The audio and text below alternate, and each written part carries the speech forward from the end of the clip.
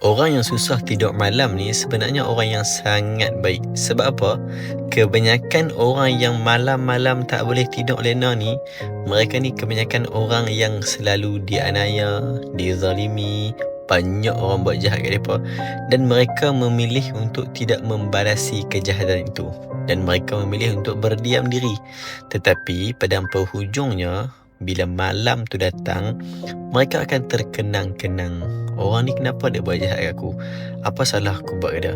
Kenapa banyak orang buat buruk kat aku? Aku buat baik je kat ramai orang. Sebab tu, bagi orang yang selalu berdiam diri bila dibuat jahat atau dianiaya, tolong pilih dua cara untuk hadapi situasi ni.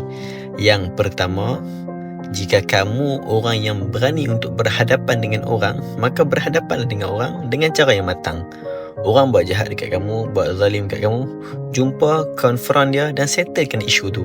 Berbincang dengan dia dan selesaikan masalah dengan cara yang matang tanpa ada emosi. Ataupun cara kedua, kalau kamu tak mampu buat cara pertama, tak mampu nak confront orang yang buat jahat dekat kamu, cara yang kedua, kamu lepaskan dan biarkan. Sebelum tidur, sebut, Ya Allah, semua orang yang buat jahat kat aku, Ya Allah, aku redha dan aku yakin orang buat zalim dekat aku dan aku tidak balas, Engkau yang akan mengadili, Engkau yang akan membalasi, Engkau yang akan jadi wakil yang membela diri aku. Aku maafkan semua, aku redha, Ya Allah, aku nak tenang. Biar Allah settle dia, biar Allah balas dia dengan balasan yang selayaknya. Barangkali Allah balas kejahatan tu dekat dunia, tapi lebih teruk, Allah tak balas kejahatan yang dia buat dekat kamu tu, Allah tak balas kat dunia, tapi Allah balas dekat akhirat. Ketahuilah, orang yang buat jahat dekat orang lain, Allah tak balas dekat dunia, maksudnya Allah tak mau bagi dia bertaubat. Allah tak kasih kat dia. Allah nak biar dia hanyut buat jahat kat ramai orang, dan Allah akan balas dekat akhirat.